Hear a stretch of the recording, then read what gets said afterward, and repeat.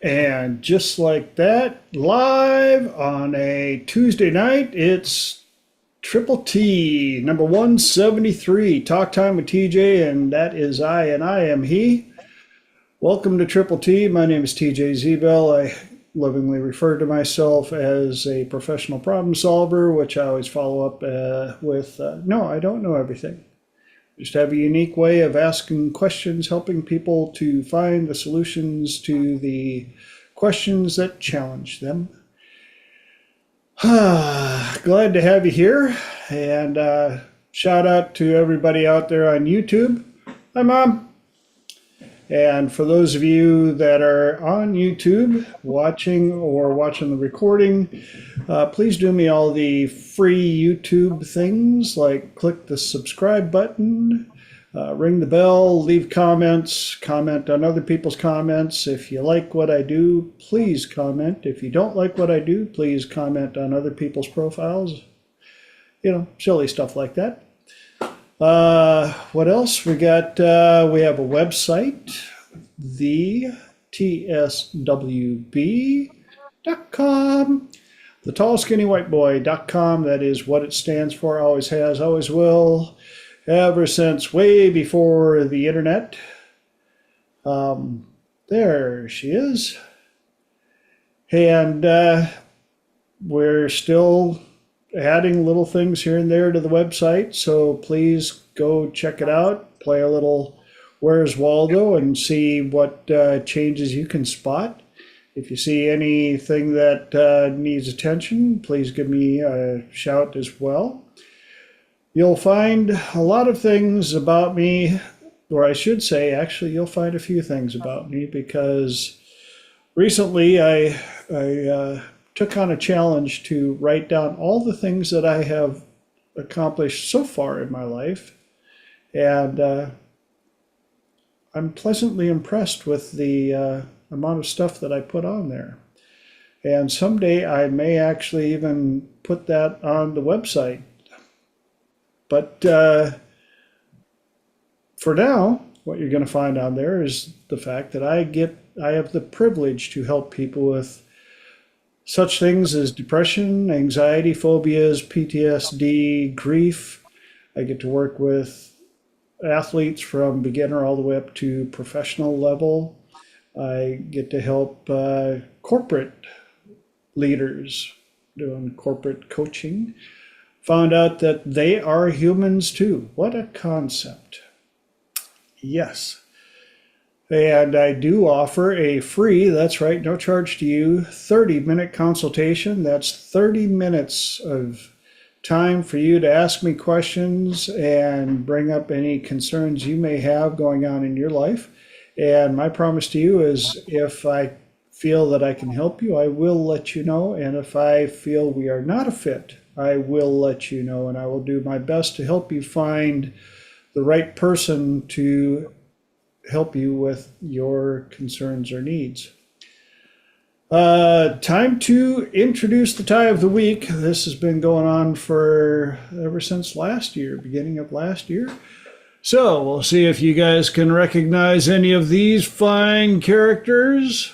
Oh yeah, look at there, look at there, look at there. Mm-hmm. Classics. Taz. Oh. Yep. Because I'm so serial like that. I always tell people if you got to be cereal knife, at least be something like Fruit Loops or Count Chocula. That way at least you get chalky milk when you're done. And if you are new to Triple T or watching the recording for the very first time, we run for 2 hours, and the way it goes, first hour I have 3 topics I do my best to get through. And second hour is open mic, open platform. Anybody on the call can ask a question, bring up a topic, and I let everybody on the call answer first because I like to learn as well. And after everybody else has put in their ideas and thoughts, if I feel I still have something to add, that's when I add my 2 centavos. So, before we get going, I also like to start the week off with tell me something good. Who's got something cool to share from the last 7 days? Anybody? That's it, huh? Oh, Lenora. I didn't know if anybody else was going to raise their hand, so I was waiting. I was being a polite chipmunk, as we like to say around here. Play chipmunk. A polite chipmunk. I have some very exciting news. I was selected to be a keynote speaker at the Mid America Hypnosis Conference in October. Yeah. I am over the moon excited about this, and I also get to do a pre-conference, and I will be speaking at that conference. So huge party. There was like fireworks and lots of cheering and lots of tears. So Super awesome. Very thanks. proud of you. Yeah, thank you. Well, who wants to follow that up?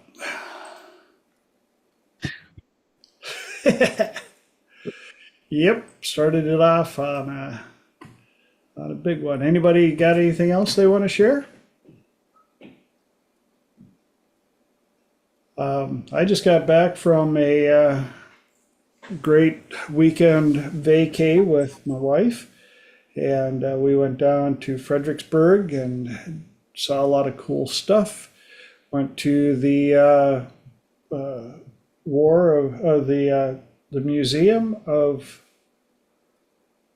I'm going to get it wrong now because I've been saying it all week, and of course we are Museum of War, American War, something like that. But I highly recommend, if you ever get the chance, take the time, go to Fredericksburg, uh, do that museum, and then the Settlers Museum, I think it's called.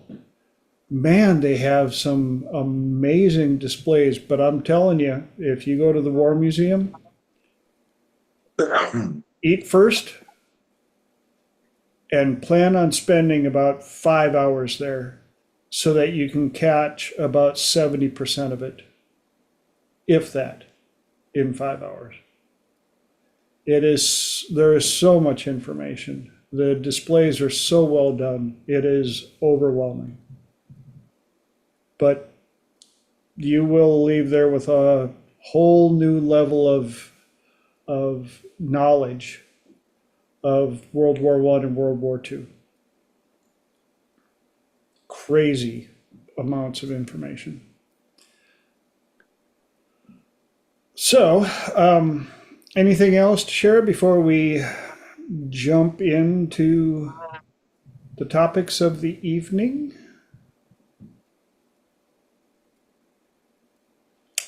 Okay. Well, tonight's topics: admission price, dance hall, and protection promise. And bouncing right in, admission price. And who's been to some place where you had to pay admission to get in? And did they give a rip about how much money you had, or your excuses about why you didn't want to pay or you didn't think you should have to pay to get in? That's a really good point. No. No, no. You want to go see a movie? This is what we charge. You want to ride on the Ferris wheel? This is what we charge. You want to take the bus downtown? This is what we charge. And this came out of an Instagram reel. And they switched it over and said, who's guarding the door to your mind and your life? And what's the price of admission for people to be in your space, in your life, in your head? And some of us, I know, because not only have I recognized it, but especially with a number of my clients, how many people have free rent free access, free admission. Come I on have definitely in. noticed that. Huh? I have definitely noticed that. What does that sound like or look like for people who don't know what free admission is or free rent? They said something to me 7 years ago, and I still can't get over it. Oh, yeah, big time. So and so comes over to the house and they tell me what a schmuck I am, or how bad things are, or this or that or the other. And I can't stop them, or at least I believe I can't. No. The price of admission to be around me is no negative talk. The price of admission to be around me is you don't talk down to me. The price of admission to be around me is you don't talk smack about yourself either. People that know me know the price of admission to be around me. I will call you out if I hear you saying stupid, bad stuff about yourself. The price of admission to be around me is you may have to start believing in yourself more.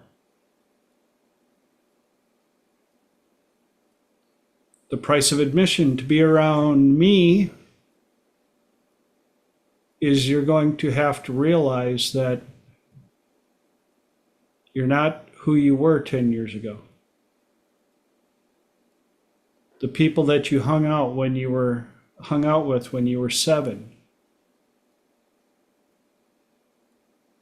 all you need from them is lessons. You don't need the schmutz, you don't need the stories, you don't need the whatever. You don't need the limiting beliefs. That's part of the price of admission to be around me. How about you guys? What are some of your price of admission? I love the way that you shared that. I would definitely say the when it comes to negative talk, and I want people to understand the difference is the ongoing negative versus the let's talk about it and look at it. Because yes, absolutely. I definitely say negative things. I definitely am not rainbows and sunshine and bunny rabbits all the time. But there's a difference in how I look at it and what I want to do about it, how I want to navigate that. And I would also say no, no drama, as in exaggerating things or negative gossip, as in telling stories about people just to keep them moving along. That one is definitely one that I stick by. Yes. And as soon as you said that, my squirrel jumped up and said, another price of admission to be around me. You're allowed to bring problems as long as you bring 3 potential solutions. Very much so. That's one of the prices to be around me. You don't just get to bring sob stories and problems without knowing that we are going to analyze and look for solutions. Mark. Yeah, that's what I was going to say. I'm like, again, price of admission and being in my office is, I can sit there and, you know, um, reflect what you're saying, but, you know, but if you're going to want to make progress, if you're going to want to make, a difference in your life, you know, we've got to get the, we got to do the work, and the price of admission is, yeah, you're going to do some things that maybe don't feel, entirely comfortable, and, but you'll be better for it, and price of admission, um, is that, I don't want to make you feel, I don't want you to feel worse when you leave my office than when you arrive. So we're going to have to do, we're going to have to, you're going to have to do the work. And I'm not, I'm not that kind of therapist. I'm not just gonna, for years, just recapitulate all your past trauma. Like you said, you want to get the life lessons out and let rest of the crap go, you know. But when you first started, I had another thing that my squirrel is, saying that, this, when people rent space in your head, um, my mother, um, to this day, it's still in there. And, I got laid off and I was working two jobs to cover what I was making in one job. And I hadn't seen her for a while. So I went to see her and she, and I told her, I said, yeah, I'm working about 70 hours a week, and she said, oh, you can't do that. I'm like, what do you mean? I said, my father worked 80 hours a week, for 35, 40 years, it gave him angina and killed him eventually. But I said, I'm my father's son. She looked right at me. She goes, yeah, but you're not as tough as your old man. It was like a burning brand or an arrow. I was like, so every time for the next 2 years to get to where, to get to where I needed to be, and I wanted to just say, screw you, screw this place and walk out the door, I would hear that voice in my head, oh, you're not as tough as your old man. And it kept me there, got me through, so I turned it into motivation. But that, that rented space, and to this day, still does a little bit, but I turned it into motivation, so, and that, but later she denied saying it, which I thought was hilarious. But yeah, like I said, that rented a lot of space for quite a while. You're not as tough as your old man. And I'm glad the way you took that, because one of the sayings is when things like that happen, you have two options. You can get bitter or you can get better. Like that. And I know a number of people that would take that and they would just get bitter and do nothing with it other than allow it to drain energy. Whereas you took it and you used it to build energy. Holly. I love this topic. One of the first things that popped into my head when you asked the question is we talk about, our castle, and we've got the castle grounds, and, as you come in closer and closer in the castle. And I was just thinking, there are going to be different admission prices to different areas of my castle. So what might be good enough for you to get on the castle grounds may not be good enough for you to come, inside and, do the tour, and might be an even higher level if you want to come to the feast, and, so on and so forth.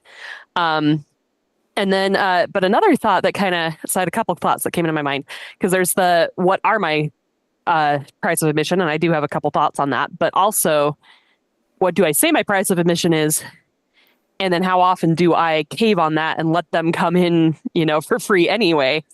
And I was thinking, what is it behind that letting them come in for free anyway kind of attitude? What's going on? Or why do I sell myself short sometimes too and say, this is what I really should be charging, but I settle for this. And I was thinking about it, and there's because I was an economics major at one point. So I was thinking of supply and demand curves. And for those who don't know, basically at every price point, for any good, there's a certain number of people who are going to demand your product, or maybe demand multiple copies of your product. So if you think about it, if an ice cream cone costs a certain amount, so many people are going to want to buy it. And then there's also a supply curve, which is if you're willing to pay me, I'm willing to give it to you kind of curve. And so first of all, just because the place where it matters are where those two, they meet at a certain point. And when you're at that place, that's how many you're going to sell. That's how many are going to get bought, because it's the people who are willing to sell are the same as the number of the people who are willing to buy. So one of the things so there's 2 points with this. So that's a typical supply and demand curve. And one of the problems I think that happens is we say, this is what I'm willing to sell. And some customer comes around who's not willing to pay that. And they mock us and say, how dare you think you're worth that? And even though that was really our selling price, all of a sudden, because of the guilt and the shame and whatever, we discount it and sell to the wrong customer, even though there would have been another customer who was willing to pay the price. They just weren't our customer. And so a lot of times we think if they're not our customer, that means nobody's ever going to be our customer. And we should be ashamed of the fact that we're asking for any value at all. And but another thing we talk about is products that have an inverse, there's a different word for it. My mind just blanked what it is, an inverse demand curve. Where interestingly, if you charge more, people want it more. And if you charge less, people want it less. Because there's this feeling of, oh, you're charging that much, it must be rare, it must be valuable, it must be beautiful. Whereas if you're selling it for almost nothing, people are like, oh, you must be a scam artist, this must be crap quality, whatever it may be.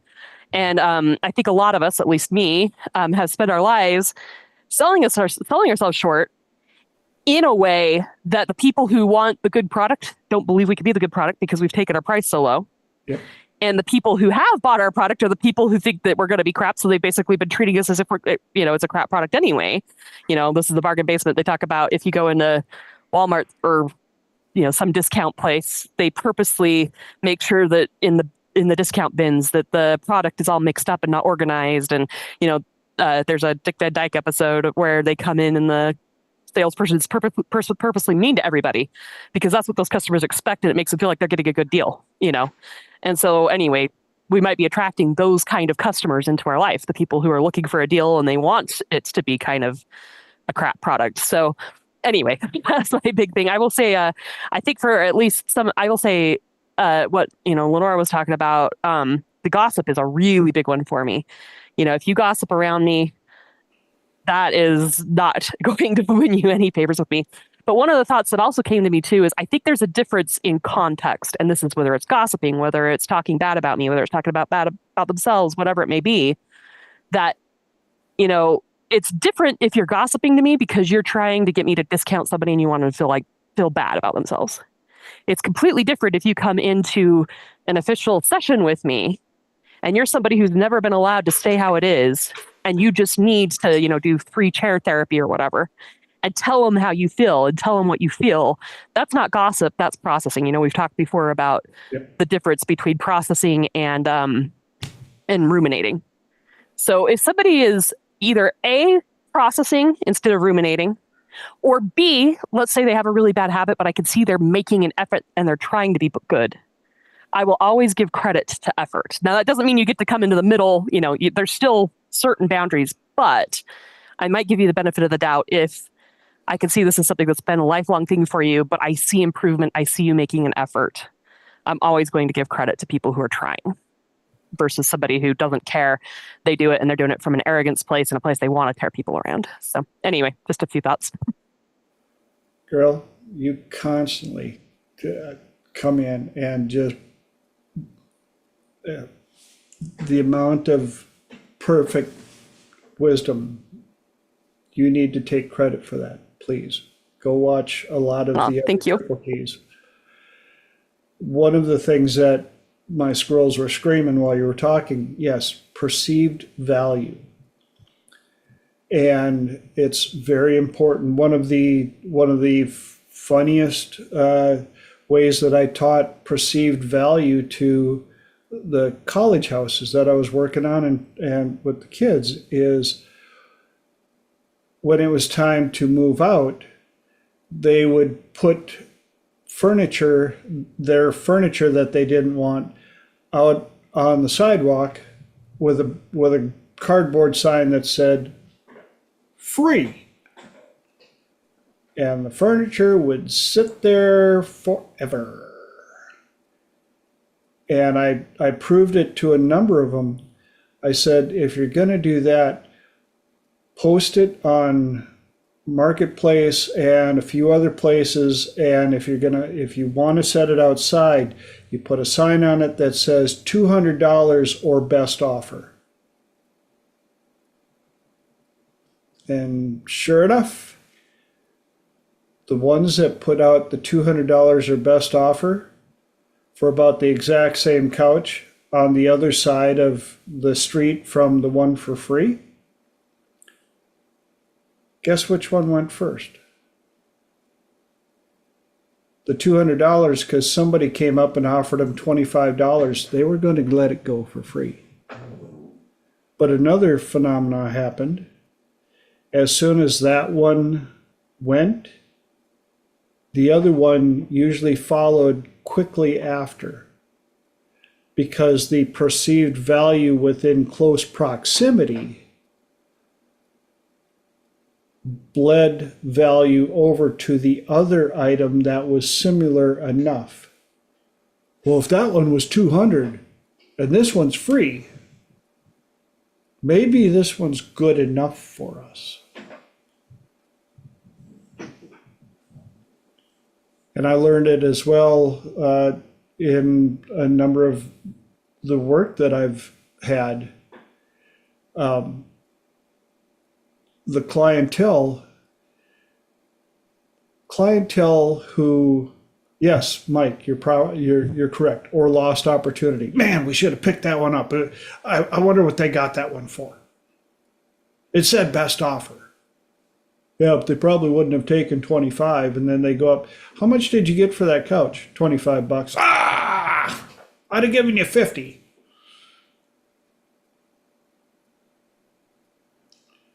And squirrel just ran away with the thought that I had. So, while I'm waiting for the squirrel to come back, Lenora. I love this group so much. I don't think you people understand just how much I loved this group. I couldn't write fast enough, so I lost a decent chunk of my thoughts, but I loved what Mark had started to say about thoughts. Like, in this case, the thought that was taking up rent was from his mother. And I was thinking about, so I'm traveling this week, and something that I have been strategically doing over the last number of years is finding my way to navigate out of the salary mindset. And this week, my husband has a work event. So as we're traveling, I'm literally aligning my thoughts and aligning my physical body to be in this neutral harmony that this is the new norm. This is very normal. This is what you do. This is all good, Lenora. This is not what it looks like, because I was raised with the thought of you have to do 40 hours, you have to be da da da da da and check off those boxes. So for me, I think it's very strategic and very intentional in shifting my thoughts and then shifting how I feel about that. And I thought that was super, super interesting, because again, these are thoughts that we were given. And what I thought Mark was going to say was he was working 8 hours, and I thought he was going to say, that's not what you do. This is what you do. That had somebody had said that to him. And then, when people deny things that they said, oh my God, drives me bananas. And the only thing that I can come up with is from reality transurfing, when they say you shift life tracks. And it's quite literally that you've navigated away from that version of that person that didn't say that version no longer said it, and you shifted into a different life track. So even though you have crystal clear memory of them saying this, they're like, no, I never said this, and it drives me bananas. It's the only thing I can think of, other than, what's the other thing? The Mandela effect. It's the only other thing I can think of. And then, the one that also took up space for a while is when your perceived level. And this is where I actually made a reel about it. And thank you, Mike, for messaging me. Mike is so sweet. He is like religious about liking my TikToks. And Mark, you were so kind, because you were just as religious about liking all of my stuff on Facebook. And I had made one today, and it was about being in the Country Music Hall of Fame. And I was walking around, and I've started to get more emotional about it over the years. And I first started to notice I was wildly emotional about it when I first saw the Rockettes as an adult. And I kept thinking of all their hard work over the years, that no matter what, they just kept going and they finally made their dreams come true. And so when I walk around museums, I get overwhelmed because, especially in this one, there are a number of people in there. Oh my God, this place is huge. And I kept thinking, they just kept going. There's no difference between you and them, Lenore. They just kept going. They have stories of no's. They have collections of declines and you're not good enoughs and stories and so much in there. And they just kept going. And look at this. Now they're in this great place, and or their work is in this great place, and that's what they were striving for, was to be remembered, to have that legacy, to have that impact, to share whatever it was. And I just thought it was absolutely amazing. And Holly, you said, the one that you had said, with people, you often say, am I enabling their drama?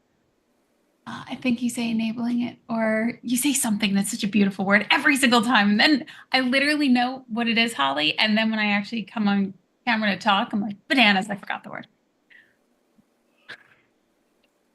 Those are my I think enabling is the word, I'm sure. Thank you. Awesome stuff. Thank you. Mark. Yeah, I loved Holly's metaphor about you need different, to get admission, you need, special tickets to different, and, special collections, especially I remember traveling in England and going to Windsor Castle, and you could buy a general admission ticket, but you could, if you wanted to see the special, price of admission was more if you wanted to see the special collections, and but what you were talking about, like I said, my mother was getting old. She was in her 80s at that point, and but sometimes what you hear can be inspiring, and I think that like I said, I was challenged and then at the same time inspired when she said, well, you're not as tough as your old man. So just to clarify that, she did, but yeah, she denied ever saying, I never said that. I was like, okay, but I know it burned. It was like a white hot poker in my heart. The goddess of my universe just said, you're not as tough as your old man. So that was inspirational. The thing with perceived value that you were talking about, TJ, my wife used to be a Avon rep, and we had tons of Avon crap. So we had a flea market in a local town, and I brought it all, set it all up, put a sign up, $5 anything on the table. People would walk up, they'd look at it. This is all brand new, still in the box, Avon stuff. And I said, $5. And I didn't sell anything for like the first hour or so. And then I said, well, screw this. I turned the sign around. I said, $10 or best offer. And within an hour and a half or so, it was all gone because I raised the value, and people like, because, at it must be stolen. It must be crap. It must be, knockoffs. And as soon as I changed the price, their estimation of the value of the thing, kind of, like I said, within a couple hours, I was all sold out. Yep. So That's how that works. And the squirrel came back, and what they were trying to remind me of is different clientele with different price marks. I've found in a number of my jobs, the lower price mark customer was typically the hardest one to work with. The high level price mark, because of perceived value and the trust added to that and all the above, were typically much easier to work with. So when you're setting your admission price, one of the mistakes I often made, especially when I moved out to San Diego and realized now that I was in full survival mode, I set my admission price at what would I pay somebody to do this? Because I know how to do this. I certainly wouldn't pay somebody to do the $180 an hour to do this. I know how to do it. I'd pay them if they wanted to do it for 35 an hour. I'd pay that because I don't want to do it for less than 35. And I did that for a number of years. And then you look across the street and there's a person who doesn't have that issue. And they're charging $250 an hour and people are gladly paying it. Because it's something they can't do. Don't cut yourself short on your admission price because of what you think you would pay somebody else to do that very thing for you at that price. Holly. Man, so many things here. So a few other things that popped into my head as everybody else was talking. Love everything everybody's saying. So first one is just like there are different levels of entry. You know, you could come onto the ground, you could come into the center, whatever. There's also different time limits when you buy admission as well. Yes. And I was kind of thinking, and granted, you know, when it's in our lives, it's probably a little bit more, but you know, than an hour or a day pass or whatever, or a month pass. But I was thinking there is also a different price if you want to come into my life for, you know, a short season in a limited capacity. But if you want to be in my life long term, one of the things that will always happen is, can we have the hard conversations? And how are you going to, you know, is it going to be no, our relationship is worth fighting for, worth making good, and we're not going to just sweep the difficult stuff under the rug constantly. When we have to address it, we're going to address it, and we're going to do it in a loving way, in a respectful way, but we are going to be honest. We're going to be direct. I think this kind of falls into the, you know, when we denigrate ourselves, when we denigrate others, and we call each other out on it. I want somebody who's going to tell me the truth. That's absolutely important, but also who's going to let me tell them the truth. Also absolutely important. That's a key one if you want to have the long-term pass rather than just the short-term pass. Another one that I was thinking for the short-term pass, though, that if you want to know who somebody is really, really quickly, I've been thinking about this a lot lately. This idea of needs and wants, and I've probably talked about this a lot before, but, you know, we all have kind of a spectrum and there's different factors that go in. So like everybody needs to eat. If we went for a year without eating, we would, you know, be in trouble. But it's possible somebody just got hit by a car and we were on our way to lunch. Maybe their need to get to the hospital is more important than my need to go to lunch, as an example, because I could put that off for a couple hours. But my point is, and there's going to be gray areas where, you know, they both seem kind of like wants or they both seem kind of like needs. But if you want to know who somebody is really quickly, look and see, are they willing to prioritize their wants over your needs when it's very clear what the difference is? Or also, anytime it's wants, do they believe their wants always trump your wants? Because I believe, you know, if I'm going to be in a relationship or is it vice versa? Are they trying to put their needs ahead of your wants? Or are they also trying to always make your wants trump theirs? Because for me, the price of admission is this is going to be an actual give and take relationship. And all of our needs and all of our wants matter. And there are going to be times that yours are going to trump mine and mine are going to trump yours. But if it's not a give and take, if it's always one side or 90% one side, you know, that's a deal breaker pretty quickly. And you can learn a lot from somebody. That's something you can usually figure out pretty quickly if you're paying attention, especially if you ask the questions right and actually pay attention. And then, there was one. Oh, yes. Another thing to think about. This is just such a weird one. So I got a pack of training tarot cards. I have another pack of whatever, and they have the yes and the no's on it. And so I was just like playing around with readings. And I don't know if I believe in this stuff. I don't know even if I do believe in it, if I have the skill set, whatever, but that's not the point. The point is the thought experiment. I just, out of the clear blue, there was somebody who had really, really messed me up in my past. And I just had this thought. So somebody had talked to me about the possibility of people on this earth being NPCs.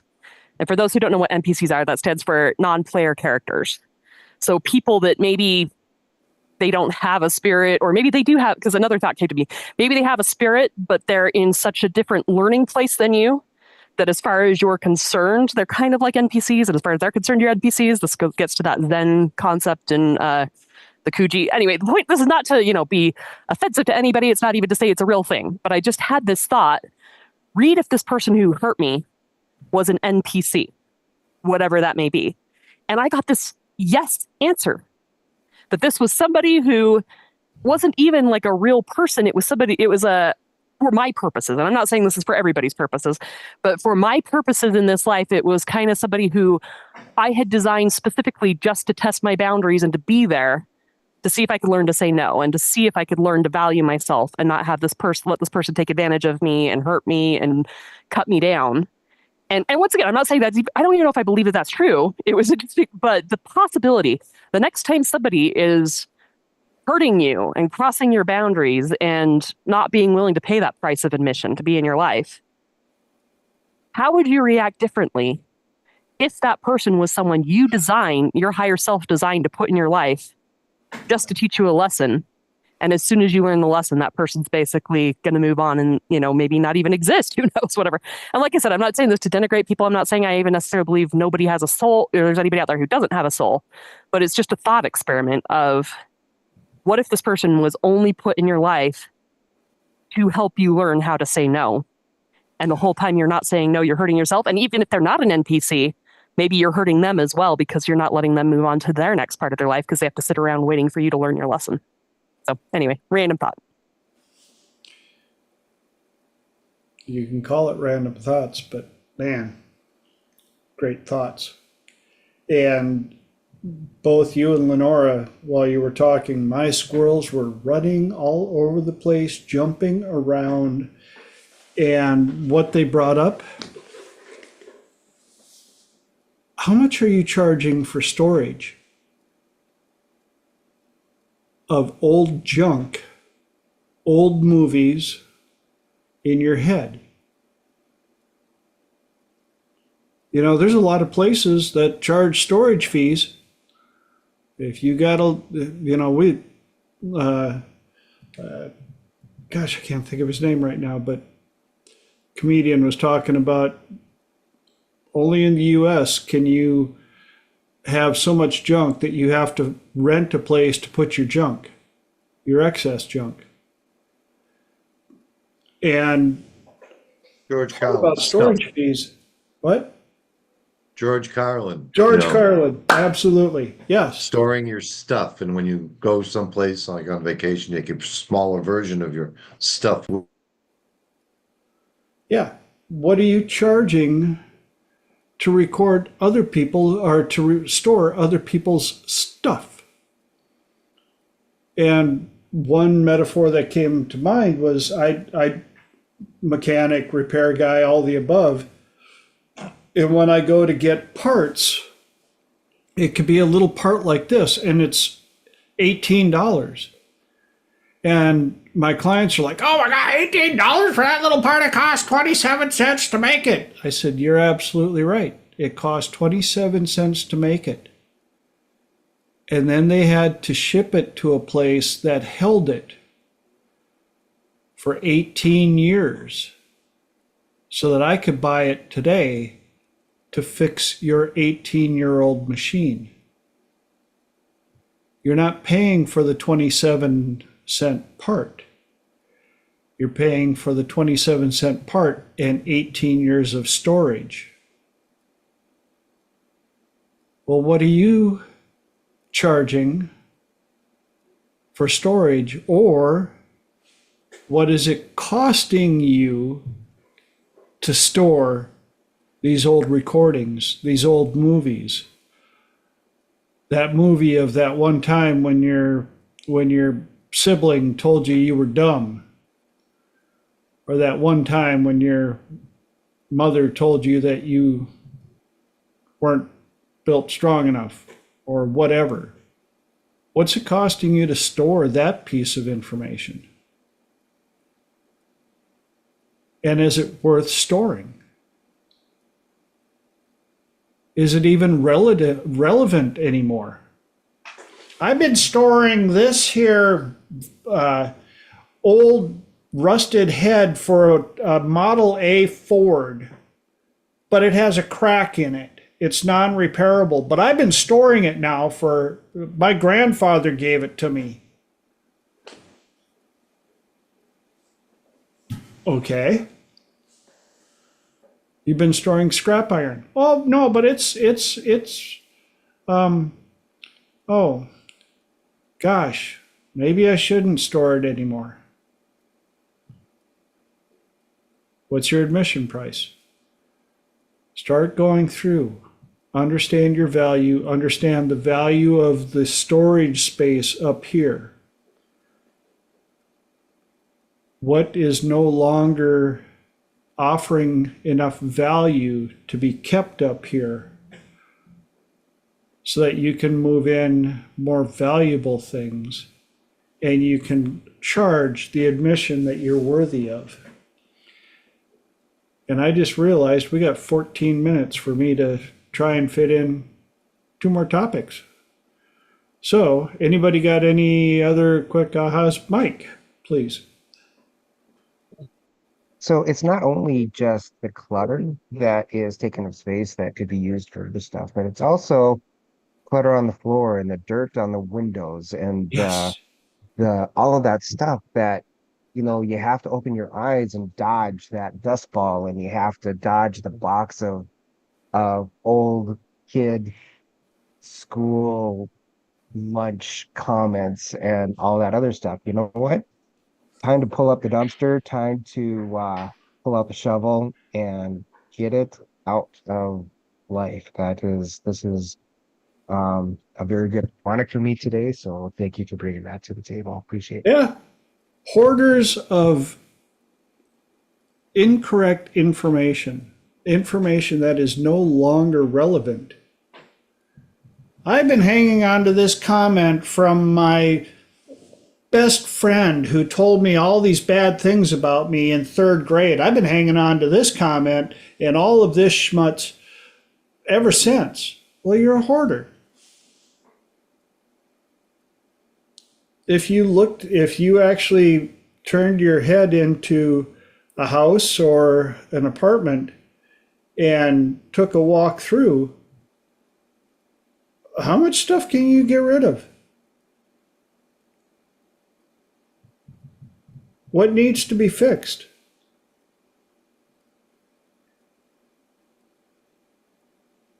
What can be fixed? Yeah, hoarder type personalities, they can't let go of their stuff until they realize it's just stuff. And if you get rid of the junk stuff, which you've put a high value on, you have room for healthy stuff to go back on the shelves.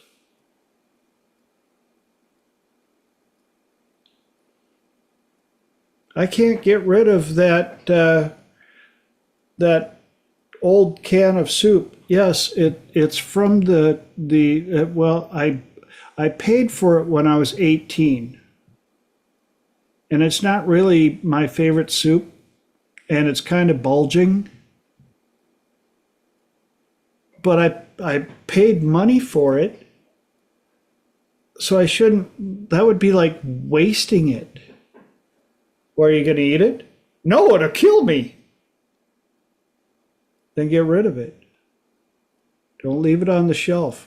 Leave room for something fresh and healthy. And now I've got 11 minutes for 2 topics. So we're going to move on. And if you guys have any more questions or want to bring it back up, you can do it in the 2nd hour. But it's time to move to dance hall. And dance hall is a real quick little topic because when my wife and I went on vacation, we actually went to Lukenbach, Texas. And if anybody knows anything about country music, you know that somewhere in the background you've heard going to Lukenbach, Texas, Waylon and Willie and the boys. And when we got there, the story is a lot of people are disappointed when they show up at Lukenbach, Texas. Population 3. It is barely a crossroads. Lukenbach, Texas is an old post office, a store originally, and a dance hall. Now, how would something like that out in the middle of nowhere survive? Because it was a place for all of the farmers and farm help to gather to be around other people, to let loose, to have a couple of drinks, to share some food, to allow the kids to fall in love with kids from another family so that the family tree actually had branches. And the dance hall in Lukenbach, Texas, if I remember the story right, is the third oldest dance hall in Texas, all of Texas. And that town has always been that small. My wife and I actually saw the oldest dance hall in Texas, in Green, Texas, which is actually spelled Groehne.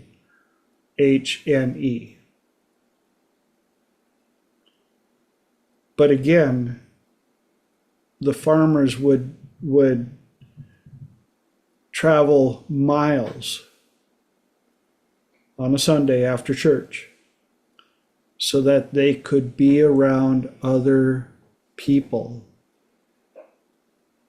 And whether they knew it or not, it was an exchange of energy. It was the chance to share ideas, and the guys could talk about their latest thing that they're interested in. The ladies could talk about the latest thing they were interested in, and the kids could look at the latest thing they were interested in. And they learned how to dance and hold conversations. And I think we've lost quite a bit of that in this new era of sitting across a table from a person and texting them. And when I was going through all the things that I've done, there was a time where I was design, build, and install of sound and light systems for nightclubs and bars, because almost every bar and nightclub where I grew up had some sort of dance floor. Even my tiny little village of 187 people on Sunday would have a band, whether it was a one-piece band or what, come in, and there would be music and dancing. And trying to find a place to go dancing now is outlandishly challenging. When I go home and look at all the places, all the places that I put sound systems in, the dance floors are now just more booths for people to sit and eat while they scroll through their phone, text the person on the other side of the booth, "How's your food?"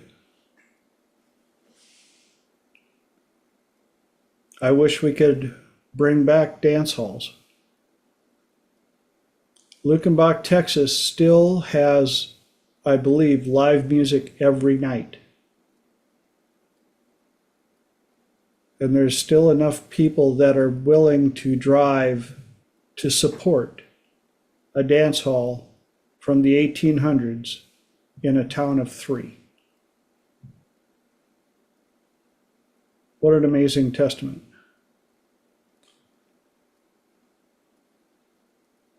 Any comments on that? Because we're not going to get to number 3 because number 3 is I could have had number 1. We still would have talked for 40 minutes. Any comments? Ahas, epiphanies on dance hall? Yes, no, maybe so. Covered it. Then what I'll do is I'll give you a preview of number 3, and if you all want to bring it up in the second hour, you're welcome to. But protection promise. This came from one of my clients who'd been dealing with trying to figure out why they were having so much trouble getting over people from the past, old lovers, even ones that only lasted for like 4 weeks, and still can't get them out of their head. And thoughts and connections to things that one of the parents said and all the above.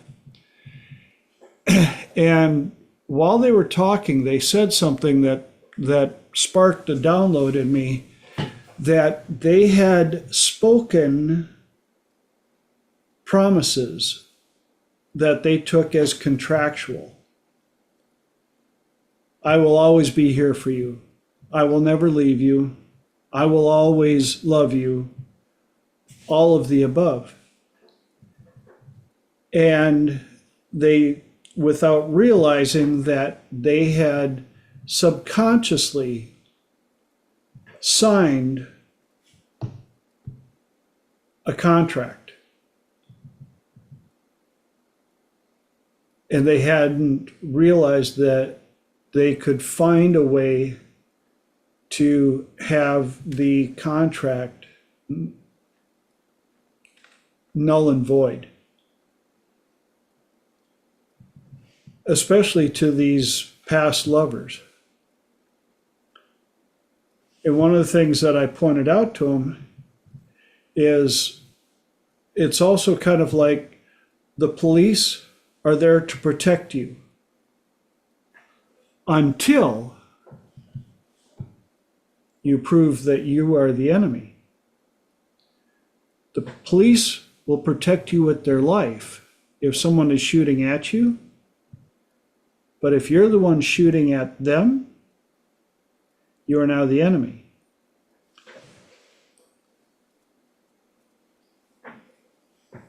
Who are some of these people from the past that you spoke, whether consciously or unconsciously,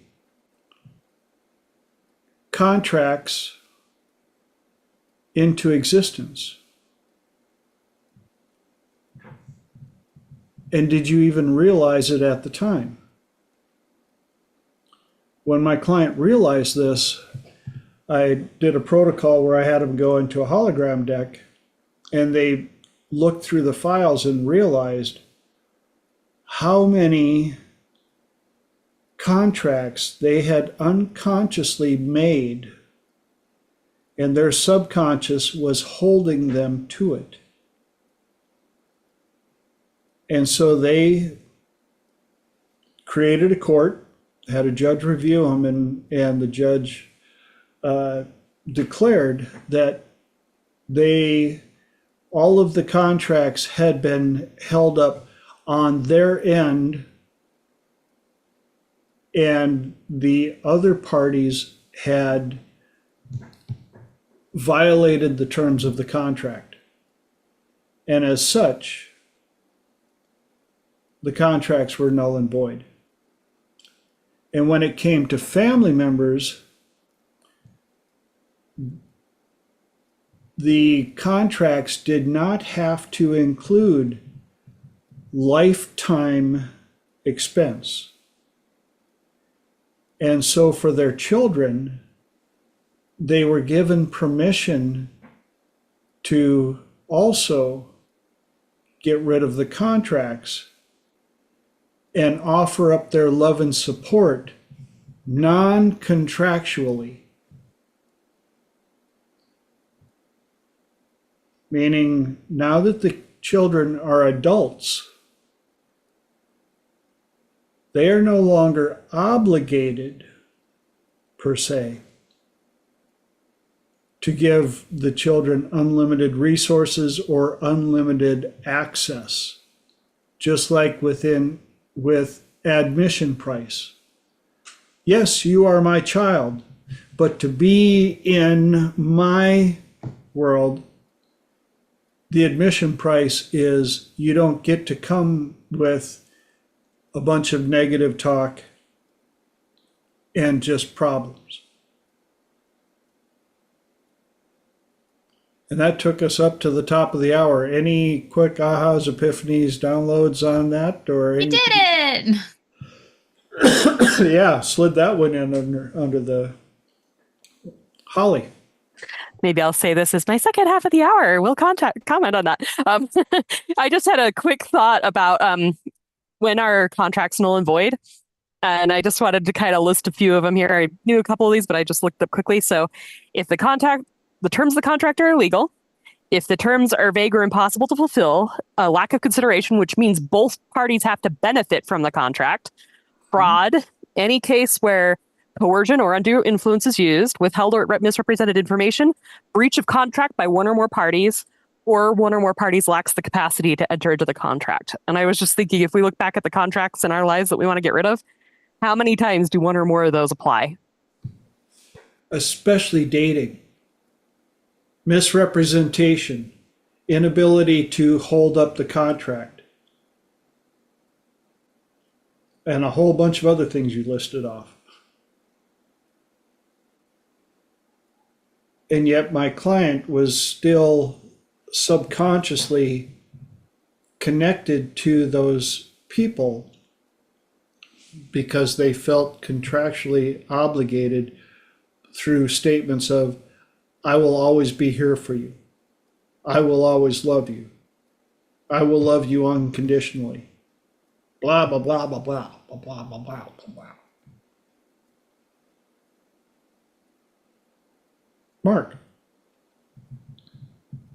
Yeah, and to weave into that, how many times do those contracts lead to subcontracts?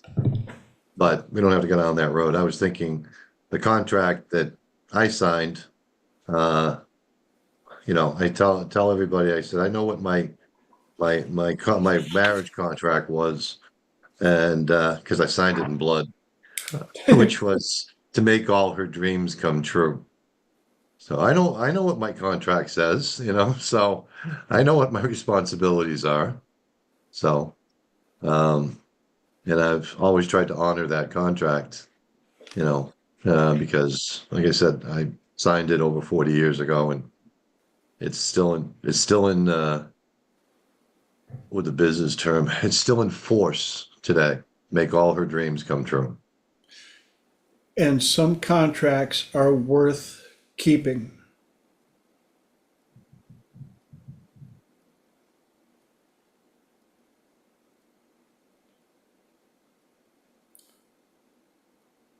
And real quick, for those of you that are watching for the first time, in case you missed the beginning, second hour is open mic, open platform. Anybody on the call can ask questions or bring up topics.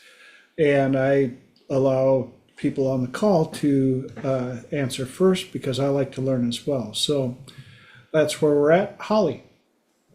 This is more just a brief comment on what you just said that made me think of it too. One of the things I learned at my previous job is that every contract you ever enter into, always put in there some kind of statement that either party can request a renegotiation of the contract, because you almost always find out once you get into a contract down the road, both parties have something they'd rather have. So there's nothing wrong with that. Just, as long as you're negotiating in good faith, but say, these are the terms for drafting a new one, and always update them. Always make them better. The power of negotiations. Lenora.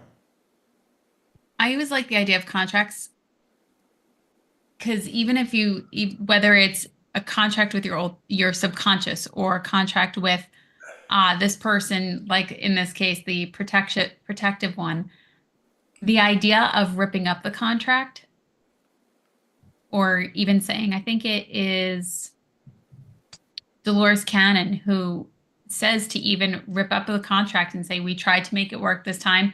We weren't able to make it work and we can go our separate ways. And I think it's so symbolical, whether it's ripping up a contract or cutting a cord or, or some way of separating them from you, I think is very, very, very important.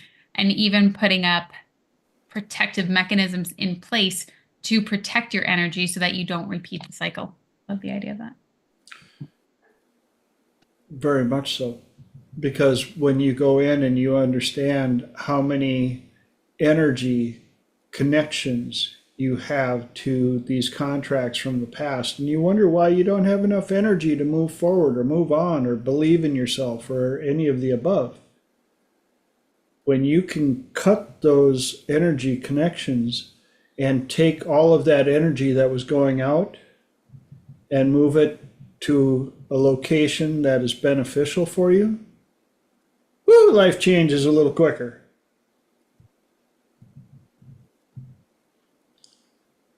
Holly. Maybe I'll actually ask a question for the second hour now. I mean, if anybody wants to back up to that, feel free to go back and answer my question afterwards. Totally fine. We love hearing you. This is kind of an odd question, but so I recently discovered, and I haven't actually seen the show. I've only seen people reacting to the show. But it's a show called Love on the Spectrum. And it's a show about people who are on the autism spectrum who are dating. And it's amazing how many reaction videos are actually really interesting and go really in depth and find so much about life from such a topic. And I was just kind of curious for any of you, if you had somebody who came through the door who said, and I guess there's different levels of autism. They call them level 2 autism. I don't even know what that means. But if you had somebody who came in and said, I'm on the spectrum and my primary goal is I want to start dating and I maybe haven't had a ton of success in the past, but I'm all in, I'm ready to go do this. What advice would you give that person for next steps and tips for how to make it go well? Great question. Who's got an answer? Mark. Yeah, I haven't had that particular challenge, but I've had high functioning autistic people like, they don't make a lot of friends, so I have to teach them, echo talk mechanically, and rehearse it with them. And they, they don't recognize facial expressions. They're not trained to, like we are, to look at faces and get emotional content from those faces. So, you had to teach them basically by rote how to look at, make good eye contact, give them, again, and what's the emotional content, because a long time ago, there was a training that I was at in college, and they were showing a very emotional scene from Who's Afraid of Virginia Woolf, and it was in a closet, and they were tracking the eye movement of autistic people, and it was a very emotional scene. There's a guy's in there, he's got a shotgun, he's gonna kill himself, and the girl that's in the closet with him, and they had one of those pull chain lights, and the string is going back and forth, and when they eye tracked what the autistic people were looking at, they were watching the string, so they got no emotional context from. But they can be taught, like I said, to where, but you have to do you have to teach them, what does this face tell you? I guess, and all the different facial expressions and, but also the echo talk. So, and, this client got very good at it to the point where he could make friends in anywhere, anytime by, asking a question and then echoing the response. And he was the one that taught me the one word echo. which before I ever heard about it from TJ, the power of it, and he would, and we'd do it back and forth, and it was, kind of a fun session. And but yeah, again, to create rapport, and that's what relationships are. The foundation of all relationships is rapport. So that's how I have done it. But that was like but it's the same thing. It's relationships, and how people are, how to create rapport and actually pay attention to their emotional contact that's written on everyone's face. Great point. Appreciate that. Lenora. Oh. Okay, I think we're good. Yes. That was a sneak attack one. I was not prepared for that one. So I'm going to go with a different twist. The version of let's go with you or whomever you are in that relationship, as in like you, whoever's listening. When you're in that relationship, what are you doing? What does it look like?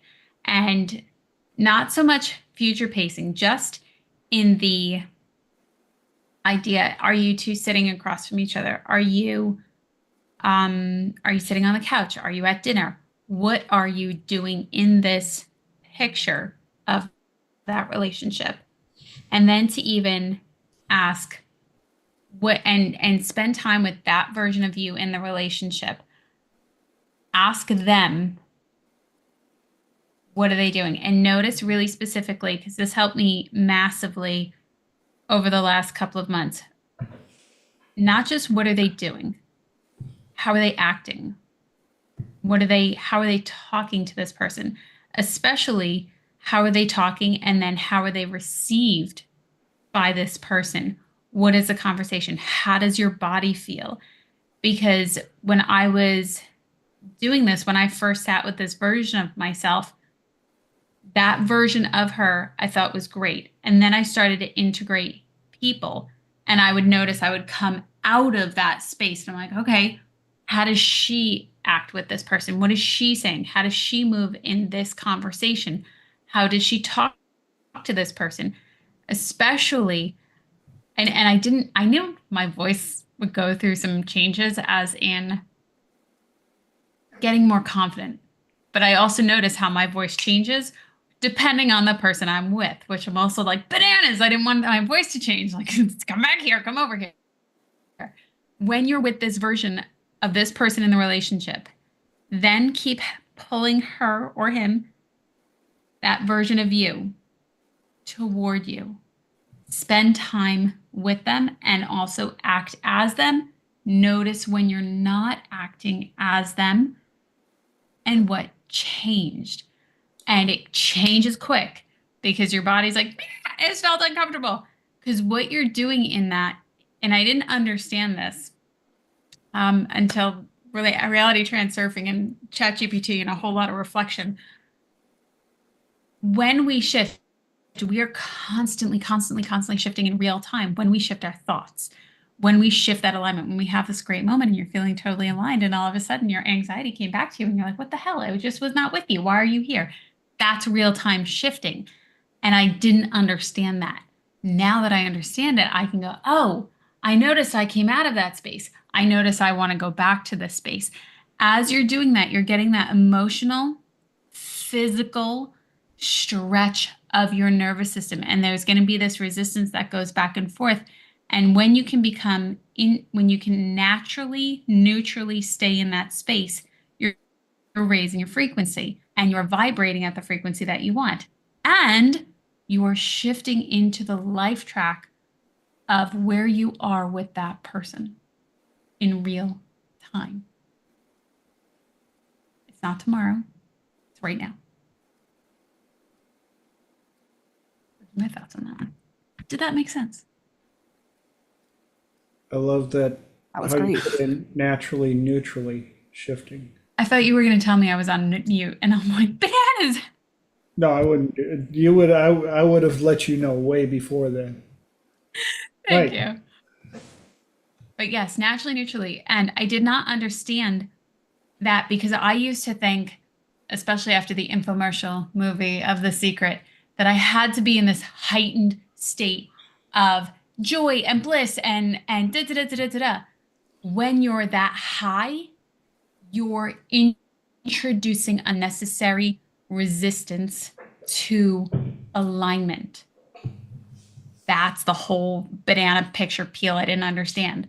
So yes, we know for sure we're out of alignment when we're anxiety, and we're not quite in alignment when we're in this high, high, high state. We want it to be a natural, neutral space. This is, of course, this is what I do. Of course, this is the relationship event. Of course, I'm in love with this person. There's no other possibility. This is who I am.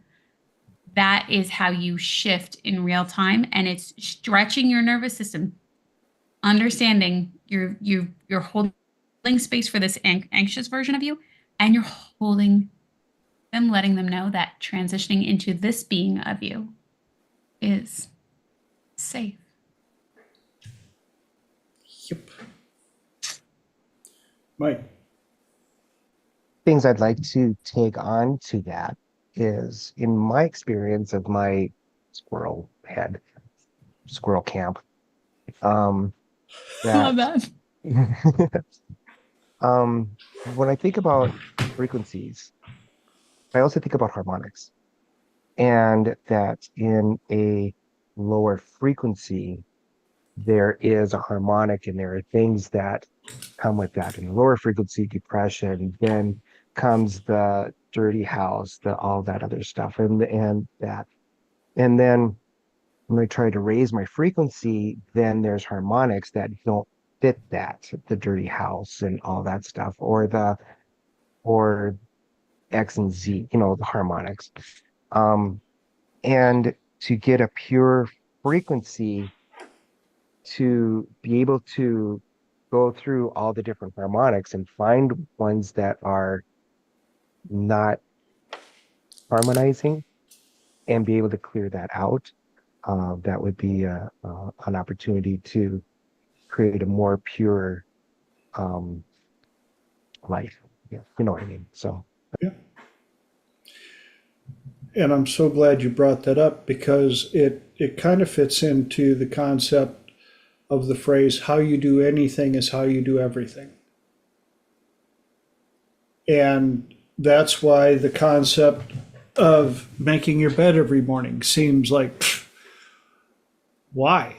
I'm going to be climbing back into it in X amount of hours. It's the first one of the early acts of achievement of the day. Even if you work graveyard shift, you've been up for a little bit, you make the bed. Strategically, you've told your brain, I'm done sleeping for the day. And I'm setting up the day for accomplishment. I've told a number of my clients that write down the night before a list of things that you want to accomplish the next day. And if it seems a bit overwhelming, make the first 3 easy. Brush my teeth, take a shower, make the bed. Hey, I've accomplished 3 things off the list already, and I've only been up for 3 hours. Or whatever. Depending on your schedule and all the above. Wash the dishes. And then there's a concept of doing favors for your tomorrow person. If you're a coffee drinker, set up the coffee the night before. Set out your cup. If you like a little bit of sugar or whatever, have the spoon next to the cup, and everything is set up so that in the morning you wake up and you go, "Aw, thank you, last night person. I sure appreciate you thinking about me this morning. It made my day start better. And yeah, there may be some people like, whatever. But I've also learned that there's a certain feeling, kind of like when you stay in a hotel and you come in and the bed is made. If you're not used to sleeping in a bed that's made, it has that different feeling. I think it's a cared free feeling.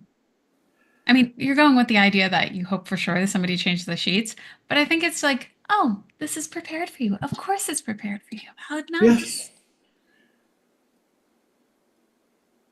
And often by somebody you don't even know. So why not allow the person you know the best to give you the tomorrow person of you the best place to live? The best made bed, the best clean house, the best washed clothes. Yeah, there are times where I'll allow myself to set out my clothes for the tomorrow person. And it's kind of, it's a nice feeling. You walk in, wherever you set them out, there's no thought process that is needed in the morning. You're like, oh, thank you, last night person. There's my clothing options all laid out. I don't even have to think about that today. Check that off.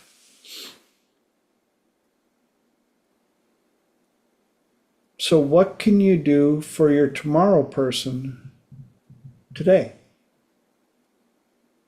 And you don't have to make this monstrous total swing, because you got to admit it would be a little weird if you went home and you had left the house in disarray, and when you got home everything was perfect. You'd be like, whose house is this? And am I drunk? Am I in the wrong house? But if you could do your tomorrow person, make that part of your checkoff list. Do 3 things for my tomorrow person.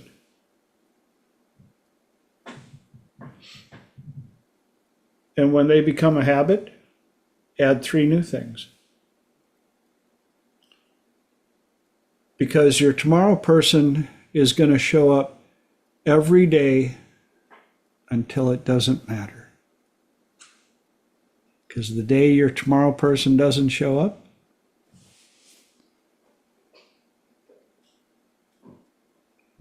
pressure's off, as far as we know.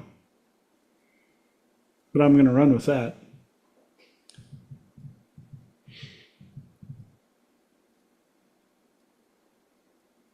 Any ahas, epiphanies, comments on tomorrow person?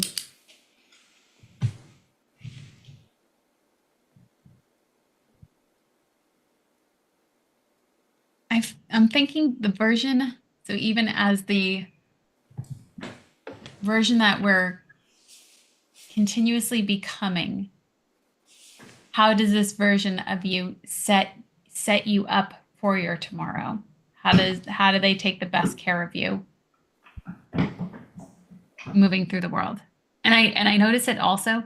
I don't know if this happens to other people. Things will make me nervous out of nowhere. I'm like, what? And I literally have to stop and talk to it. I'm like, why are we nervous? What's happening that we're nervous?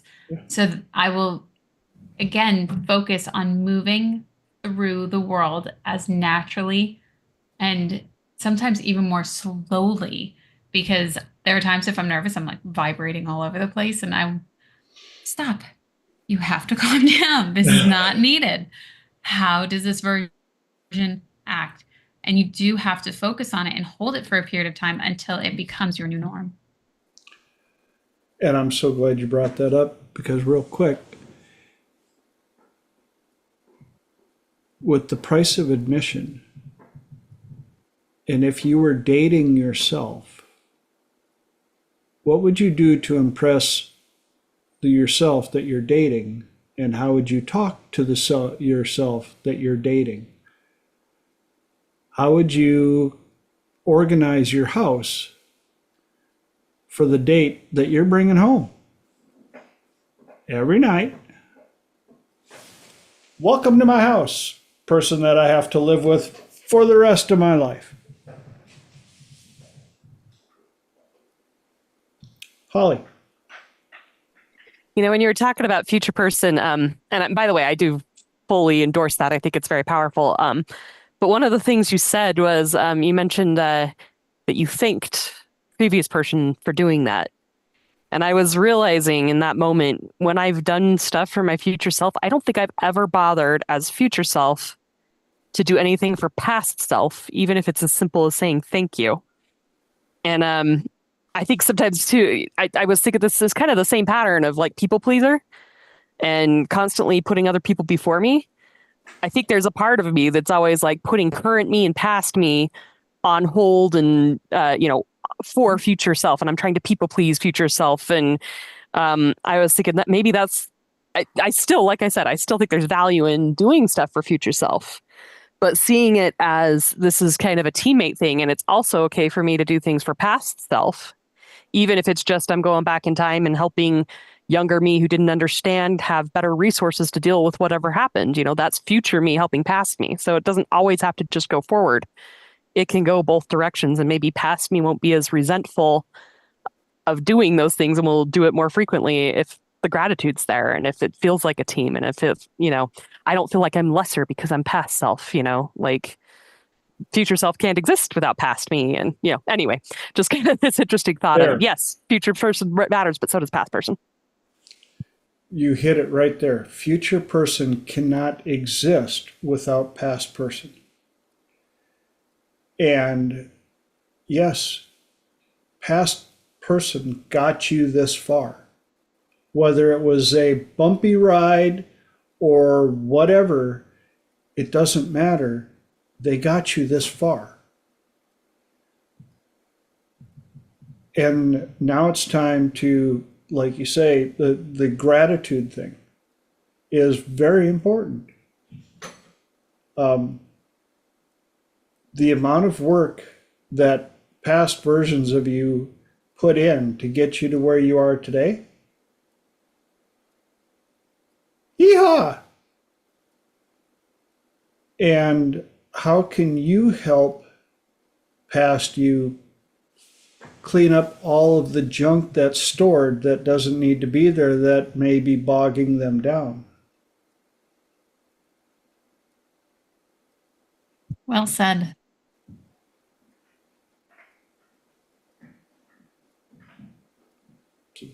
Holly. Loving that. I just had another download when you're talking. Just also a thought for those who maybe are listening to this who have kind of like a, shall we say, a hoarder mindset. There might be this fear of, oh, I can't let go of something. And that might be just as true emotionally as it is physically. In fact, often it is. And this may not work, but I was just thinking just as kind of a thought experiment for someone who's having that mindset. What if, what is something that you absolutely do not want in your home, in whatever it may be, in your space? For me, it might be, for example, rats, or it might be, spiders, or, snakes, or whatever, to the point that like, I don't want to hold on to it. What is something that you really, really don't want to the point that you would never, ever collect it, hold on to it? And, if there's nothing, I don't know what to do for that one, but hopefully everybody has at least something that they feel that way about. And what if you were to go into that room and realize that you actually aren't storing onto valuable things? What kind of, I was thinking about, we were talking about, that can of soup or whatever.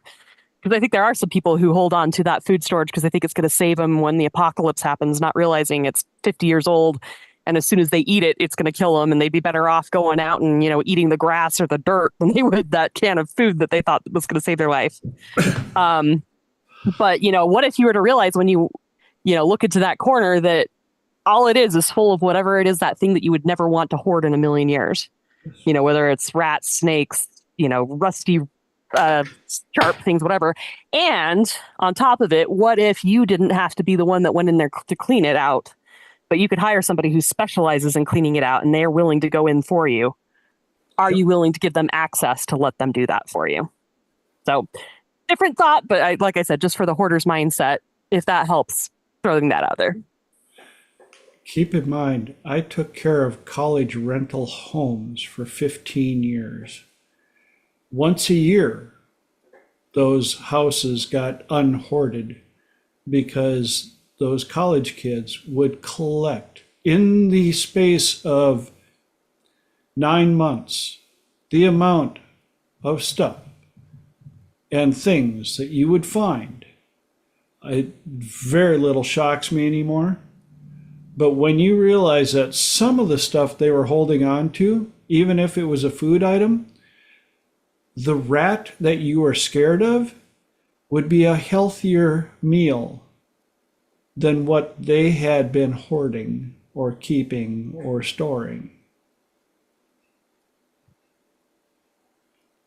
And if you think that I'm blowing things out of proportion, I not only have the pictures, I have witnesses. My wife helped clean a couple of times. Past girlfriend helped clean a couple of times.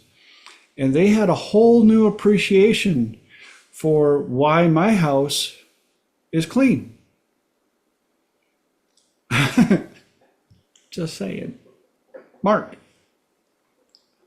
Well, to comment on what Holly was saying again, sometimes, I was thinking when you said rats and spiders, and I'm thinking, okay, sometimes the things that need to be got rid of, your mind can turn them into symbols, of, a rat or, pile of whatever, dog poop, and, they need to be cleaned out as well because of the symbols, and, I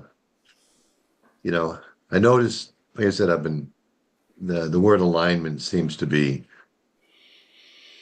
again, weaving itself in and out of, again, I think as we go through, this exercise, this, talk time, that, we seem to be vibrating, again, we're putting all our thoughts and feelings and all this stuff, the things we share.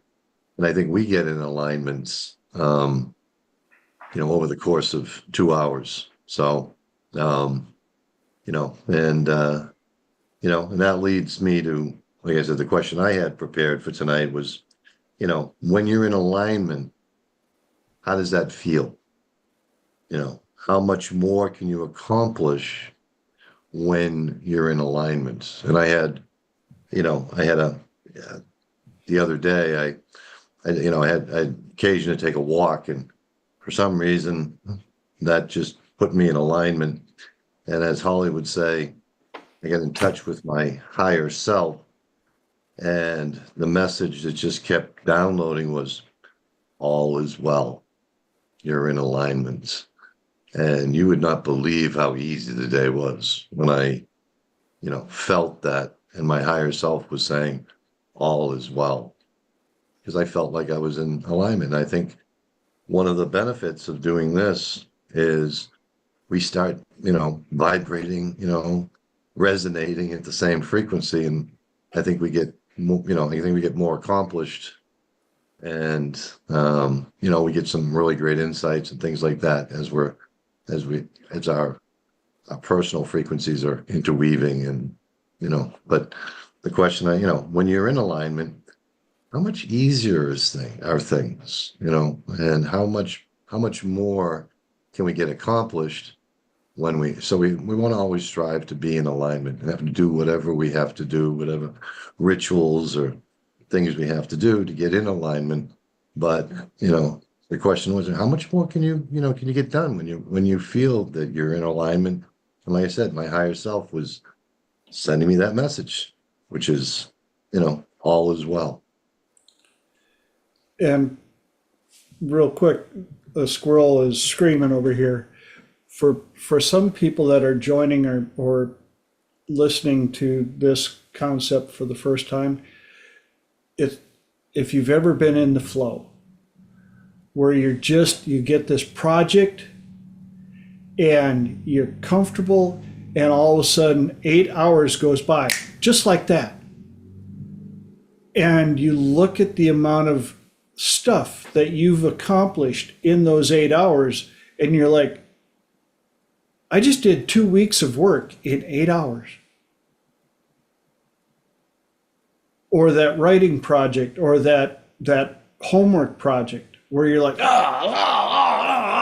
and then you get started and you get in the flow, and you put it off for 2 weeks. And then as soon as you got in the flow, you got it done in 35 minutes. And you're like, what? I put this off for this long, because you finally got in alignment, got in the flow, and shut off the noise that was holding you back. Holly. Man, part of me wants to put my hand down and just start journaling for a minute. Thanks, Mark, for asking the question I didn't know I needed to have asked. That download. I'd never thought about flow state being associated with being in that sweet spot too, in that grounded state. But it makes perfect sense. I've probably shared this a million times before, but they've shown that you could be up to 500% more productive when you're in flow. And so, if you think about that, because putting that in perspective, if you work 5 days a week and you get into flow, you could get 5 days, your entire work week, done in 1 week, compared to what it would take you if you're not in flow, which just blows my mind when you think about it that way. And also, I believe that when you get into the flow state, you're tapping it. We talk about the 3 different kinds of, actually, I think there's 4, but the different kinds of energy you can use when you're working. You can tap into your chi, which is the, like your food, your exercise, whatever. You can tap into your jing, which is your life force. So when you run out of food and exercise, sometimes you start pushing into your life force, and yeah, you get it done today, but who knows what you're going to pay for tomorrow. But there's also this Shen energy that you're using. And when you get grounded and you get into a flow state, you're tapping into, basically, it's your life purpose energy. And when you're in your life purpose, it's almost like you're not even touching your energy sometimes at first. You could just get so much done energy wise too. Just thrown up in my mind. I kind of also, going back in time, I'm thinking about what Lenora was talking about with finding that sweet spot in the middle, like that you could be too high and you could be too low. And you're in that place because you're in the middle. And I was thinking about, sometimes we're really quick to pick up when we're too low. Oh yeah, I'm in the negative, I'm in the dark, whatever. But are there times when we push ourselves into that mania, into that too high of energy, thinking that the higher the better, where it's no, it's finding that center place. It's finding that, and that center may even move from time to time where we're supposed to be. But it's not about being extreme. Like, for those who don't know, the trends, you've got transcendent emotions, and then you've also got pathological emotions for every single element. And the pathological emotion for fire element is joy, but it's manic joy. Because when you hear that, it sounds, that just sounds really, good. Why would that be a pathological emotion? Sorry, my mind's going all over the place. And then this kind of fits, I think, with everything, but I just had this image all of a sudden, and this kind of has to do with when you think that you're pursuing something good and it's going there, also has to do with the symbols, also kind of ties into are you hoarding something in your mind? I know I've seen at least one movie that had this plotline. I think I saw a Star Trek episode that has this plotline, but for some reason it's a Doctor Who episode that's popping into my head right this second. They go back in time to this planet, and they're being treated so wonderfully, and they're given these luxurious clothes and this amazing food. And it turns out basically they've been in through a brainwashing scheme. And when they come out of it, they suddenly realize that this luxurious food that they've been eating is really like dirt and, dog droppings, and the clothes that they thought were luxurious are just rags. And so anyway, I just kind of had this thought of how many times is it that we're buying into an illusion. I think that when we're grounded, it's when we see through that illusion. And sometimes it's not always pretty because we have to recognize what we thought was beautiful isn't as beautiful as we thought it was. But at the same time, when we see the truth, it helps us actually truly find what is beautiful. So I feel like those are very disjointed comments, but everything coming through my mind. Thank you. I love the way your mind works. So be kind to your mind. It does well.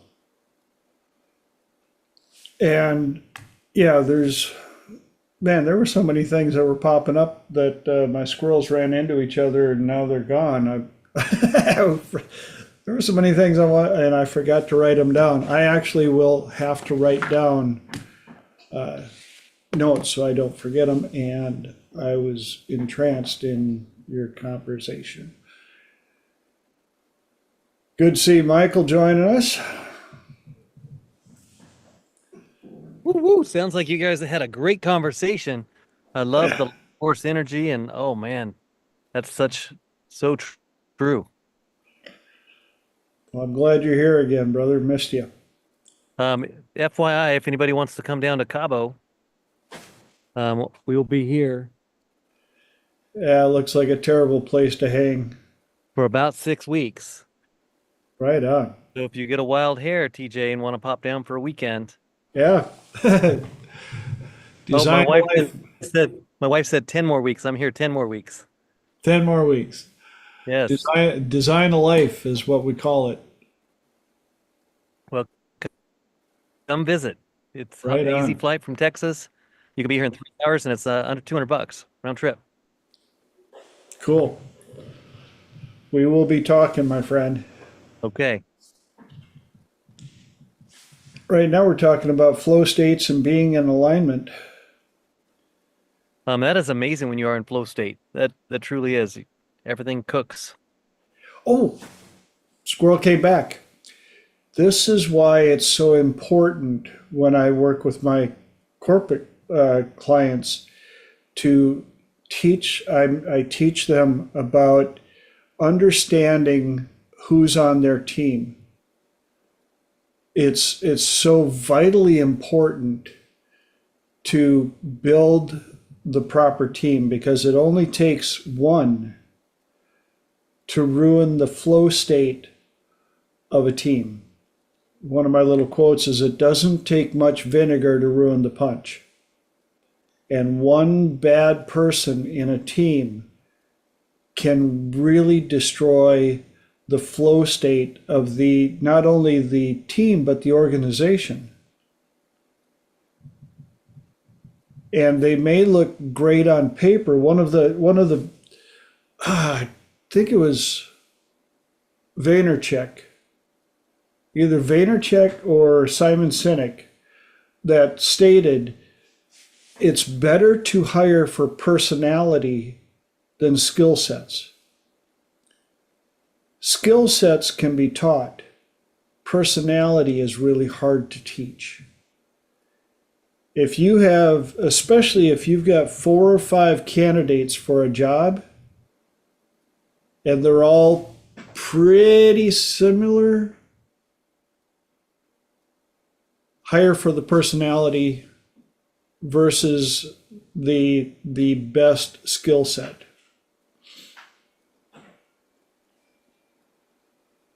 Michael.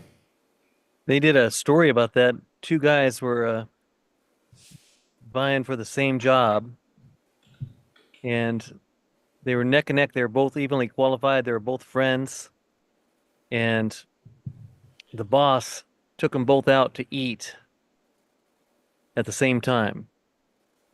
And one just put salt and pepper on their food without tasting it, and the other one tasted their food and then put some stuff on it. And after they were done with the meeting or the dinner, the guy said, "I've decided who I'm going to hire." And they're like, "Who?" "Well, it's going to be you, the guy who tried his food before he salted it." And The guy says, I don't understand. He says, well, you assumed that it was going to need salt, pepper. You didn't even take a taste. And that's not the type of person I want to have working with my company. I don't want people who are just going to assume. I want them to go out there and taste it. Yes. As a amateur chef for hire, still drives me nuts when people season their food before they try it. I have no problem with you seasoning your food after you've tried it, because that comes down to personal taste. And if I think that I can hit your personal taste buds on point every single time, that's a little egotistical on my end. But I had my papa was notorious for turning all his food white with salt, black with pepper, and then tasting it. And he moved in with me temporarily for 9.5 years. And so a couple of times, it took me a little while, but to get him to break the habit a little bit, especially around me, I would secretly make a portion just for him and salt and pepper the snot out of it. And then I'd serve it to him and watch him, and he'd add way more salt and way more pepper and take a couple of bites, and I go, so how's it taste? Oh, it's kind of salty. I said, well, yeah, you added a lot of salt to it. He goes, well, I said, why did you ruin it with salt? Well, I didn't put that much on there. I said, it didn't need any at all, did it? And yet you still added more. Well, I went, maybe you should taste it first.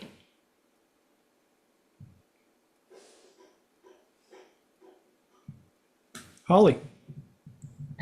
Keeps making me think of extra things. I think that's hilarious. As a side note, to reframe that, if it's ever bothering people that people are always doing that, I do sometimes wonder if people who are putting the extra salt are doing it because they like the motion of shaking the salt and they're addicted to that emotion or to that motion. And if you were to give them an empty salt shaker, but Can you demonstrate that motion? Can you show us what that motion looks like? Anyway, that wasn't why I raised my hand, but I just had this random thought.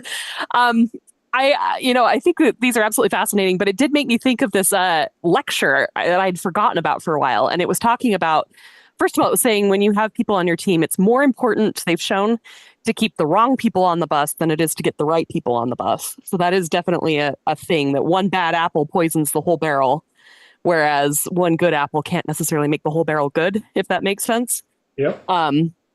But then they went to a next step and they said, it's interesting because a lot of leaders, even if they're, intending to get the right people on the bus, sometimes they look for the wrong things. And so they were talking specifically about givers versus takers. This is Adam Grant, if you want to know who did the lecture. And he was talking about how, so I think it's Big Five personality. There's this trait of agreeableness. And so what would happen is you'd tell somebody you need to get the givers on your team and keep the takers off your team. And a lot of managers would go out and instead would hire the agreeable people and keep the non-agreeable people off the team. And they were talking about how actually a person who's not agreeable, who's a giver, basically that's the person they're going to be very brusque in the way they say things. They're going to be very direct, but they could sometimes be the best person on your team. Anyway, so the whole lecture was talking about too, that it is important, that we're hiring for personality, but also make sure that you don't have the wrong biases on what makes a good personality. And this could be, hiring, it could be dating, it could be friendships, people, mentors, it could be people on your, in your tribe, whatever it may be. So be open to learning, be open to exploring. If you constantly keep getting the wrong thing over and over again, is it possible you're looking for the wrong factor and thinking that's what makes a good person and you've got the wrong definition going on with that? So I swear there was something else, but I can't remember what it was. But yeah, oh yeah, the other thing, often we hear these stories of, oh, the good employers who checked, they hired for the right personality, they hired for the person who was honest, and those are great employers.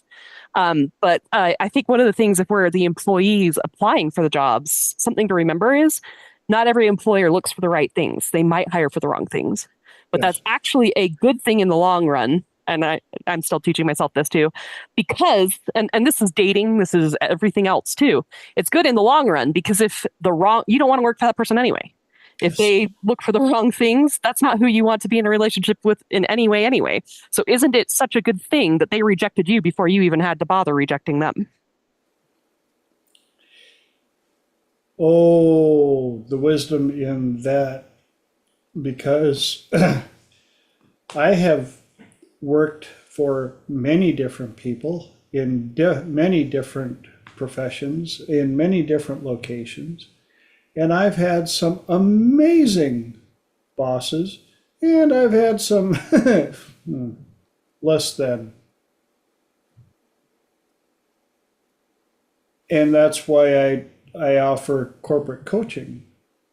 And one of the things that I coach them on is if their organization is a reflection of their values and criteria.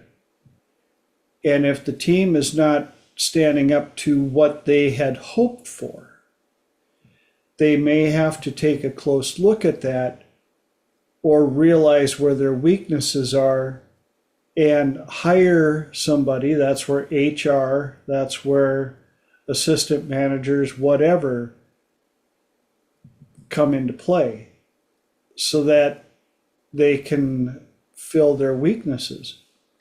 And then you get people like the story for Abraham Lincoln. Who did he put on his cabinet? A lot of the people that ran against him, that were saying horrible things about him. And when he started putting them on his cabinet, people closest to him were like, "Are you crazy? Did you hear the stuff that he said about you?" And Abraham Lincoln said, he was able to run against me because he's intelligent. I don't want a yes person on my team. I don't want just a team of yes people that will always agree with me. I want some people that will point out and look at things differently than I do so that I can build my vision properly. Mark. Yeah, I've heard something similar. A good leader doesn't poo-poo an unwelcome opinion because it keeps us grounded and again, and you have to consider all viewpoints. But I was also I was going to comment again. I think that, like I said, this group, this tribe, again, is a reflection of its leader, and he well, not to pump up your tires too much, but again, we all fall into alignment when we're here. And oh God, that squirrel started to run away. Hang on. And that it's like we have, that exercise that Dr. David teaches, the open heart trust trigger. Yes. I think we fall into that whenever we get together. Again, we've shared some personal, triumphs and less than, positive outcomes because we have that trust. We have that, we don't need to do the exercise to do the, the open heart trust trigger because the minute we all log on, we're already there. Yep. So, we're in alignment and, I think that's where we get a lot of, that's why we get so much out of this is because, we're vibing and getting in alignment and, again, I know that's one, but we already have that, like I said, and that's always a reflection of the leader. That's it. You're awesome. Love that, Mark.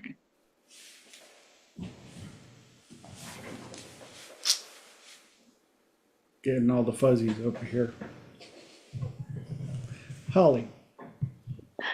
Okay, I have a follow-up question to what Mark said, and I love that too. But so we talked earlier about flow state being associated with being in alignment. But just reading between the lines, it sounds like rapport is also associated with being in alignment, which I absolutely completely agree with that, which suggests that rapport and flow state and having Shen is also, all of those are correlated to each other. And I'm just curious if anybody has any like comments of that and like maybe why that might be, or are they all the same thing? Are they just correlated to each other? What makes those so special? What makes them come together? I'm just curious what people's thoughts are on that. It's all about raising your vibration and getting on a higher vibration and flowing in that high vibration. The more you do it, the better you get. I shared with the group a photograph of a sculpture I'd just done, and I was finding toward the end of the sculpture, there were so many small technical problems to solve that I was actually getting into a state of flow where I had the problem, I identified the problem, and then 5 videos in my head would come up of different ways of solving it. And I think it's the same when we get on the same wavelength with each other, that everything flows. The more you do it, the more you get together with people and raise your vibration. When we get together, thank you, TJ, you know, we all raise our vibrations. And so we do become in flow. And that eases everything except sleep, because last night I decided to do some flow as I was going to sleep, and it is not good with trying to go to sleep. So that's the only time, don't worry about it.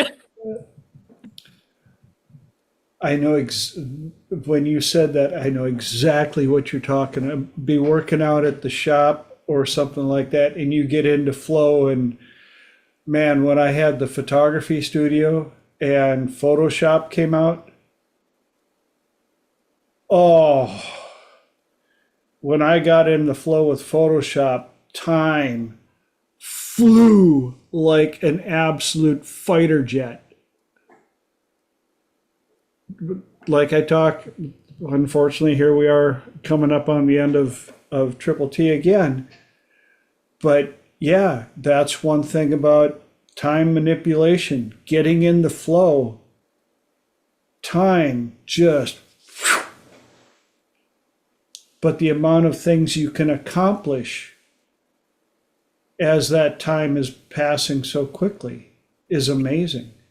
And as an expert time manipulator yourself, TJ, you can actually adjust that time so you can expand it out and make those flow moments slow down so that you have that time to create an incredible amount of results in that tiny space of time.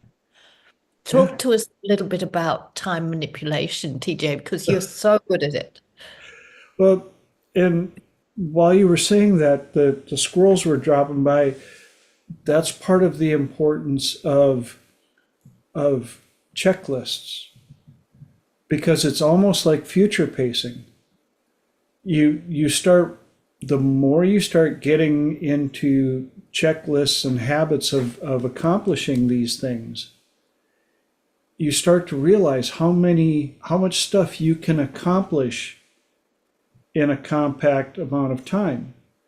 And I think Fran might be hinting towards my gray room breakthrough, where I prove that our mind and our capacity to accomplish things is partly on our belief systems. And once one person proves that it can be done, other people can accomplish it. And I'm not into sports, but I remember the story of, for the longest time, the record for a certain, I think it was 100-yard dash or something like that. Mile. It was Mile? the mile. Yeah, it was the mile. You couldn't break a 4-minute mile. And you're familiar with the story. Would you tell it for the people that haven't heard it, please?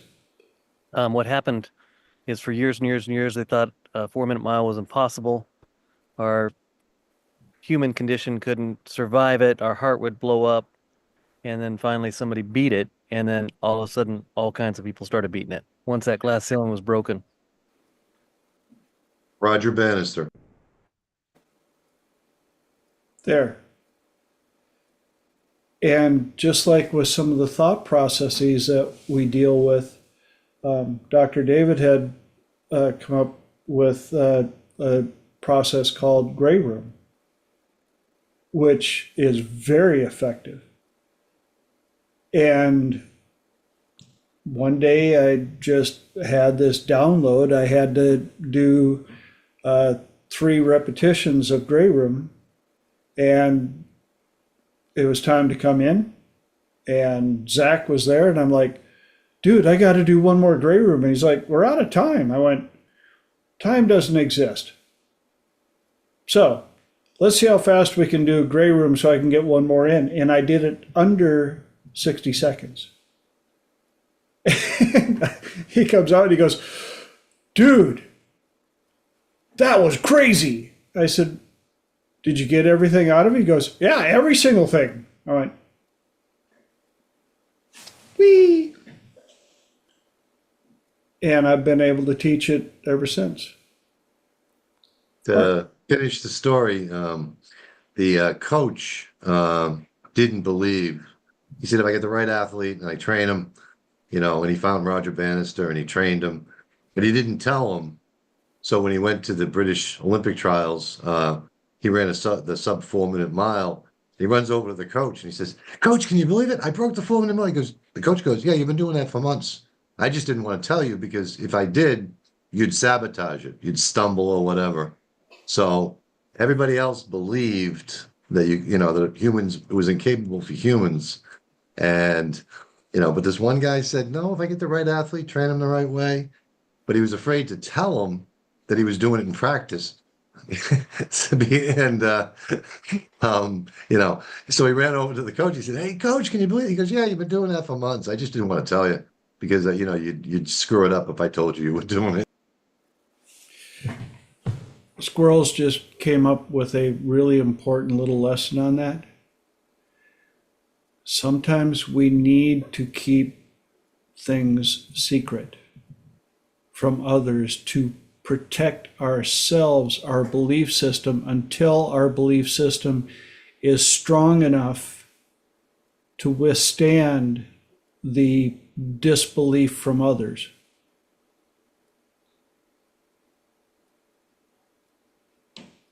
Sometimes you got to keep your plans to yourself until after you get them done. Then it's too late for people to tell you you can't do it. Well, I agree 1,000% with that. I already did. So there. Unfortunately, man, we're in the flow and we're out of time again. I love you guys. It's amazing how many times 2 hours just sounds like a monstrous webinar. And I know that I have to police it to 2 hours because with an amazing group like this, we could go for 6 hours. So thank you all. Every week I want to be able to remember to thank you for offering up your precious commodity of time to this platform. It means a lot to me, but this is where all of these thoughts, all of these ahas, all these epiphanies, all of these things, all this good stuff comes out. Not for our benefit, but people out there need to hear it. It's recorded. Thankfully, we got got this platform of YouTube, which allows me to say, love you, Mom. And love you guys too. Looking forward to see your faces back here in 7 beautiful days for episode 174. Yeah. Until then, go out, have fun, live life to the fullest. Just be kind to your future self. And don't forget to thank your past self. Raise the price of admission. You're worth it. Go to the dance halls, have fun, be around people, raise vibrations, and don't let any past contracts that are null and void hold you down and restrict your life. See you guys Nice back here in closing 7. cases. Love you. Hi, everyone. Thank you. Thank you, TJ. Adios, guys. Everybody have a great one. Good seeing everybody. And if you get a wild hair, want to come to Cabo, Bing! come on down. Right on, brother. Working on that, given that time.